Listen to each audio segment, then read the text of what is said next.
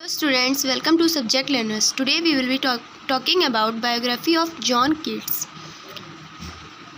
John Keats was the last and the youngest of younger romantic poets. John Keats youngest थे और last poet थे. Romantic poets में से सबसे last और यंगेस्ट पोएट जॉन कीट्स थे. He was also the most short-lived of the English romantic poets. English romantic poets में से सबसे कम लाइफ स्पैन इन्हीं का था. He was born in 1795 at Moorfields in London. 1795 में इनका जन्म मूरफील्ड्स लंदन में हुआ. He first sought the apprenticeship to be a pharmacist and later to a surgeon.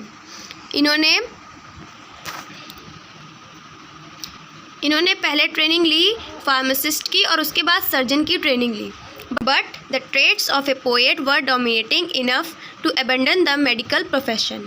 लेकिन traits means गुण of a poet were dominating means हावी हो रहे थे, ज़्यादा इनके अंदर आउट ऑफ कंट्रोल हो रहे थे.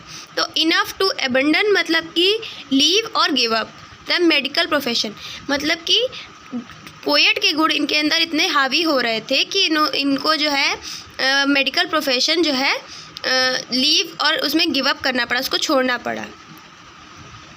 During his schooling period at Enfield he learn Latin and acquired acquaintance with classical mythology. अपने स्कूलिंग पीरियड के इनफील्ड में अपने स्कूलिंग पीरियड के दौरान इन्होंने लैटिन सीखी और कुछ क्लासिकल मैथोलॉजी भी एक्वायर की. क्लासिकल मैथोलॉजी से भी ये परिचित हुए. लैटिन भी सीखी और क्लासिकल माइथोलॉजी से भी ये परिचित हुए. In 1818 he met Fanny Brawne and fell in love with her. 1818 में ये फैनी ब्राउनी से मिले और उनके and he fell in love with her. It was a period of Keats life when his worries were at climax and definitely his worries made his life miserable and morbid. ये period Keats की life का सबसे ज़्यादा tension और निराशापूर्वक था. इसमें सबसे ज़्यादा प्रॉब्लम्स जो है क्लाइमेक्स पे थी, पीक पे थी. Problems were at its peak during this period of Keats life and definitely his worries made his life miserable and morbid means इनकी वरीज, इनकी टेंशन्स ने इनकी लाइफ को अनहैप्पी और सैड कर दिया था, अनहेल्दी भी कर दिया था. He was miserable means unhappy और morbid means unhealthy. He was dejected and forlorn in his love also. forlorn का और dejected का means unhappy है, ठीक है. तो ये अपने लव से मतलब मोहब्बत से भी निराश थे, उससे भी मतलब उनको कोई खुशी नहीं मिली थी. He addresses his beloved Fanny Browne the lady without mercy. ये अपनी बिलव फैनी ब्राउनी को बोलते हैं the lady without mercy. Mercy means दया है और विदाउट मीन्स तो विदाउट मर्सी मीन्स दयाहीन. तो ये बोलते हैं कि दयाहीन औरत. In the same year means 1818 Endymion was published. 1818 में ही इंडीमियन भी पब्लिश हुई. Sensuousness is the paramount quality of Keats poetical genius. सबसे ज़्यादा पैरामाउंट क्वालिटी कीट्स की पोएटिकल वर्क्स की थी सेंसुअसनेस. अब by sensuous poetry is meant poetry which is devoted not to an idea. Sensuous poetry से कोई ये मतलब नहीं है कि कोई आइडिया पे हो या फिलोसफिकल थॉट पे हो. लेकिन टास्क क्या था, मेनली इसका टास्क था giving delight to the senses. Senses को, इंद्रियों को आनंद मिले, ऐसा सेंसुअसनेस का मतलब वो था, मीन था, ठीक है. In 1818 John Keats brother Tom fell ill whom he nursed with a mother's devotion and when he died Keats health was much impaired. 1818 में जॉन कीट्स के ब्रदर टॉम जो है बीमार पड़ गए, जिसको इन्होंने बिल्कुल मदर के डिवोशन की तरह नर्सिंग की उनकी, और उनकी डेथ हो गई जब. तो उसके बाद कीट्स की भी हेल्थ में काफ़ी बोल सकते हैं कि दिक्कतें आईं. Tom died of consumption. Tom consumption से मृत हो गए. And unfortunately by 1820 Keats began to experience shortness of breath and lung haemorrhage.